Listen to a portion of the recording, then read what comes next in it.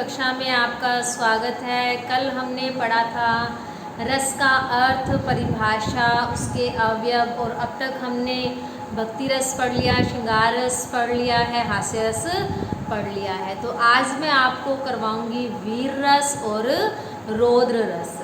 वीर रस, सबसे पहले हम वीर रस के बारे में जानेंगे। जिस काव्य रचना को पढ़ते ही हमारे हृदय के अंदर क्या है, वीरता, तेज और उत्साह का संचार होता है, वहाँ पर कौन सा रस होता है?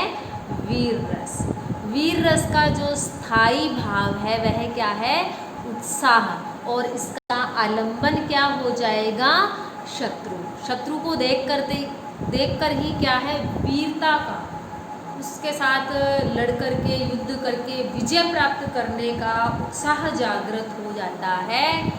तो इसका आलंबन क्या हो गया? शत्रु। अनुभाव क्या हो जाएंगे इसके कि शत्रु को देखते ही क्या है, भुजाएं फड़फड़ाने लग जाएगी, है ना, वो युद्ध के लिए आतुर हो जाएगा। तो यहाँ पर वीर रस का मैं आपको एक एग्जाम्पल वही सुभद्रा कुमारी चौहान का देना चाहूँगी कि बुंदेले हर बोलो के हमने सुनी कहानी थी, खूब लड़ी मर्दानी वो तो झांसी वाली रानी थी। इस कविता को पढ़ते ही हमारे हृदय के अंदर क्या है, तेज उत्साह का संचार होता है। तो यह कौन सी रचना है? वीर रस से संपन्न रचना है। उसके बाद मैं आपको बताऊंगी रौद्र रस।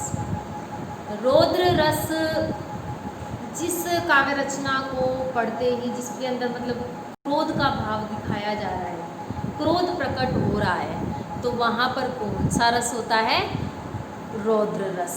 और इसका जो स्थायी भाव है वो है क्रोध। और इसमें भी आलंबन क्या हो जाएगा? शत्रु हो जाएगा। और अनुभाव क्या हो जाएंगे? जैसे हाथों का मलना, ठीक है, मुख का लाल हो जाना, मुख तमतमा जाना, आँखों में क्रोध की लालिमा नज़र आना, ठीक है, तन कांपने लग जाना। तो ये इसके अनुभाव होंगे। अनुभाव मैंने आपको बताया था कि वे शारीरिक चेष्टाएँ होती हैं जो किसी रस की निष्पत्ति से हमें अवगत करवाती हैं कि इसके अंदर ये वाला रस उत्पन्न हुआ है। तो जब रौद्र रस जागृत होगा तो क्या होगा, कैसे अनुभाव क्या हो जाएंगे इसके कि हाथ का मलना हो जाएगा, मुख का लाल हो जाना, आँखों में क्रोध अग्नि प्रज्वलित हो जाना, ये सब क्या हो जाएंगे? रौद्र रस के अनुभाव हो जाएंगे। अब इसका एक एग्जाम्पल मैं आपको दूंगी।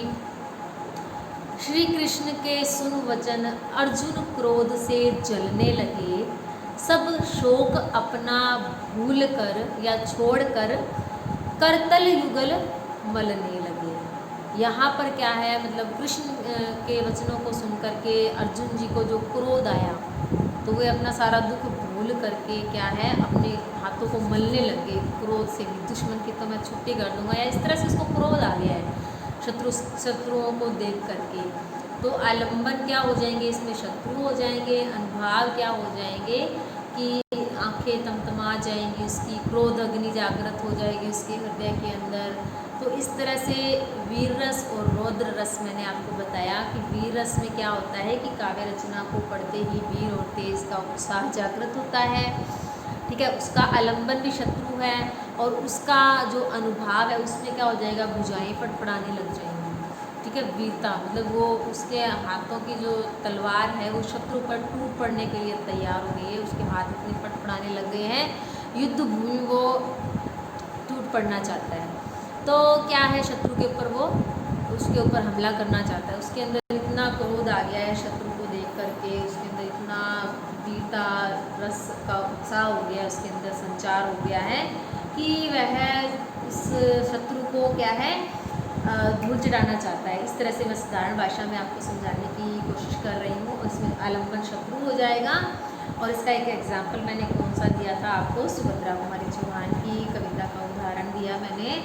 और उसके बाद में आपको रौद्र रस बताया जिसका स्थायी भाव क्या था? क्रोध। इसका आलंबन भी शत्रु हो जाएगा। इसके थोड़े से अनुभाव अलग हैं क्योंकि जब रौद्र रस का जो स्थायी भाव क्रोध है, जब क्रोध का भाव जागृत होता है तो मनुष्य क्या है, उस हाथ मलने लग जाता है, ठीक है, मुँह उसका लाल हो जाता है गुस्से से, उसका तन कांपने भी लग जाता है, आँखों में क्रोध अग्नि प्रज्वलित हो जाती है।